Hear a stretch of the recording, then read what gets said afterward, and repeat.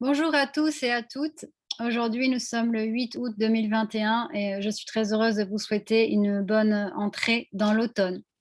Car en énergétique traditionnelle chinoise, pour ceux qui ne sont pas encore très habitués, la date qui démarre la saison automnale est autour du 8 août.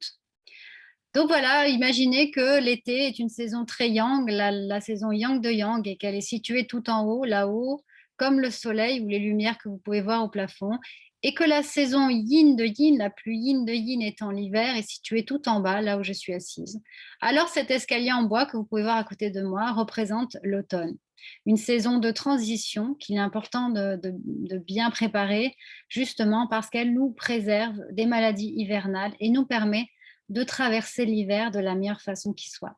Alors, je vais essayer d'être la plus rapide possible, de juste vous donner des petites indications et peut-être un ou deux conseils à la fin de cette vidéo, justement pour vous prévenir de la meilleure façon qu'il est possible de faire pour ne pas tomber malade cet hiver.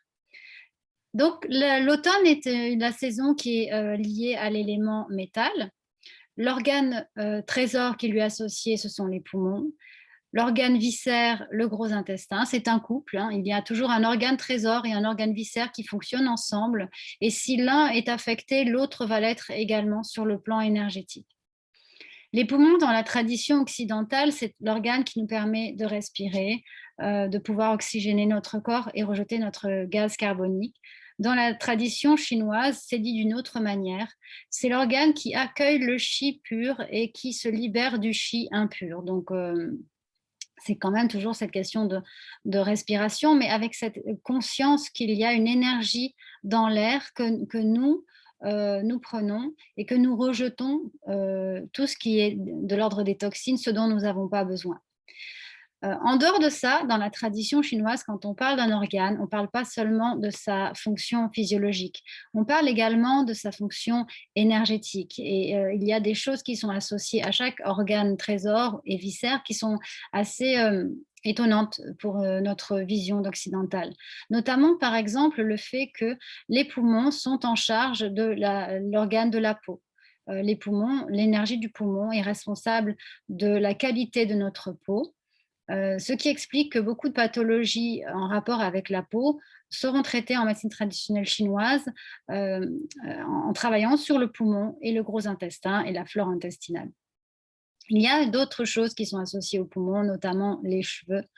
Le poumon est responsable aussi de la gestion des eaux dans notre organisme. C'est le premier ministre dans notre corps. Il a des qualités particulières. On lui associe la couleur blanche ou bleu ciel, ce qui signifie que, par exemple, si quelqu'un est dans un environnement blanc avec des murs blancs, etc., ça va faire monter son chi du poumon. Il y a également des choses qui sont intéressantes à savoir. Par exemple, le sens qui est associé au poumon, c'est bien sûr l'odorat.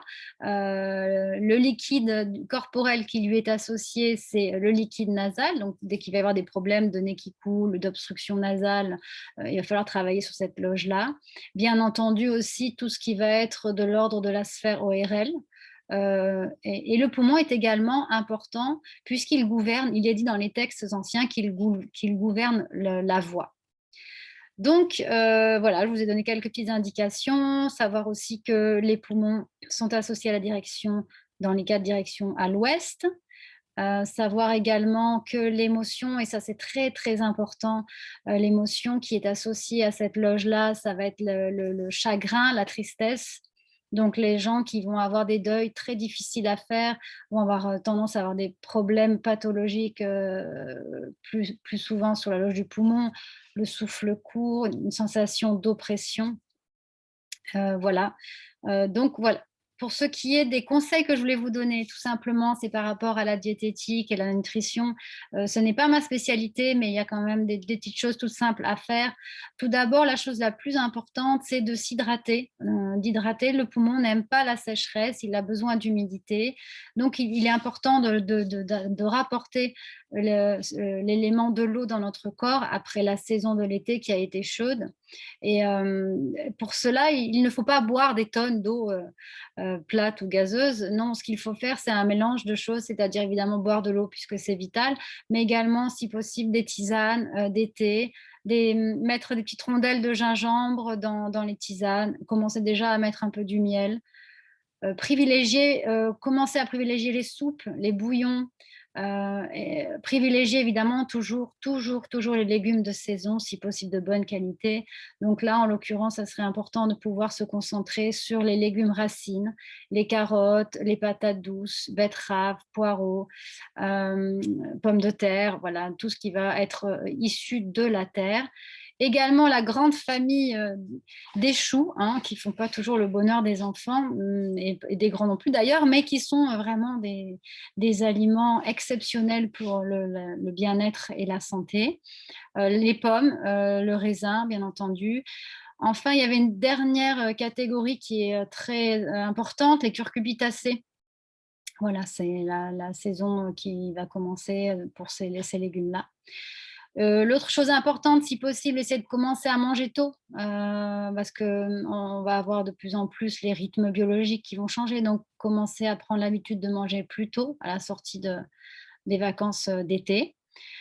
Voilà, je vous ai dit, ce que je voulais vous dire de plus important et puis je serai contente de vous retrouver dans une prochaine vidéo. En attendant, je vous souhaite, plein de bonheur.